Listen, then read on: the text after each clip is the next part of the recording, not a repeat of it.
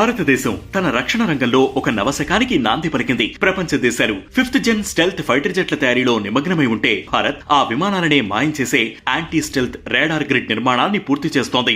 Stealth technology అనేది ప్రధానంగా విమానం ఆకారం, దానిపై ఉండే కోటింగ్ పై ఆధారపడి ఉంటుంది. ఇది రాడార్ ఫ్రీక్వెన్సీలను పక్కకు మళ్లించి జెట్ రాడార్ క్రాస్ సెక్షన్ ను ఒక చిన్న పక్షి పరిమాణంలోకి తగ్గిస్తుంది. అయితే భారత్ అభివృద్ధి చేసిన మల్టీ స్టాటిక్ రాడార్ వ్యవస్థ ఈ పరిమితులను అధిగమిస్తుంది. 100 కిలోమీటర్ల దూరంలో ఉన్న సెన్సార్ల ద్వారా స్టెల్త్ ఫ్లైట్ ను ఎటు మళ్లించినా ఆ సిగ్నల్ ను పట్టుకుంటుంది. అమెరికా గర్వకారణంగా చెప్పుకునే F-35 మెరుపుదాడులను, రష్యాకు చెందిన సుకోయ్ Su-57 ఫైటర్ జెట్లను కూడా పసిగట్టడం దీని ప్రత్యేకత.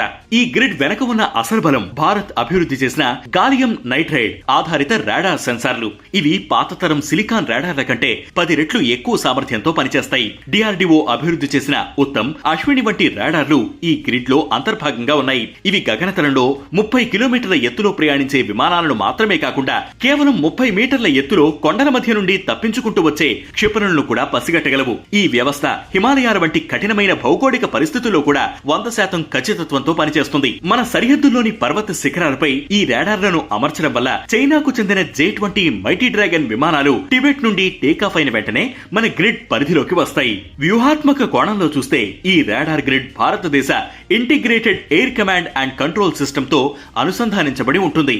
దీనివల్ల ఆర్మీ, నేవీ, ఎయిర్ ఫోర్స్ మధ్య సమాచార మార్పిడి క్షణాల్లో జరుగుతుంది. ఉదాహరణకు సముద్రంపై ఎగురుతున్న ఒక శత్రు విమానాన్ని నేవీ రాడార్ గుర్తిస్తే ఆ సమాచారం వెంటనే భూమిపై ఉన్న ఎయిర్ ఫోర్స్ యూనిట్ కు అందుతుంది.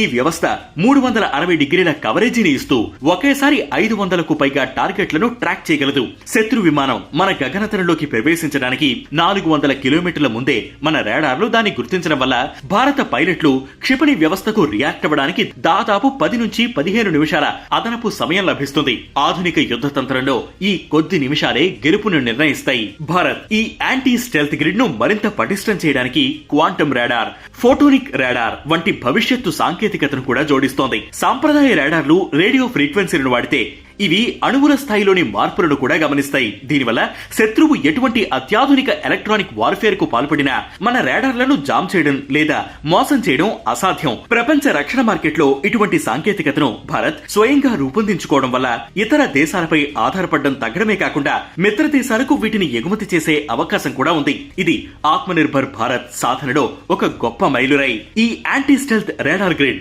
భారతదేశాన్ని కేవలం తమను తాము రక్షించుకునే దేశంగా కాకుండా గగనతలంలో అజేయమైన శక్తిగా నిలబెడుతోంది.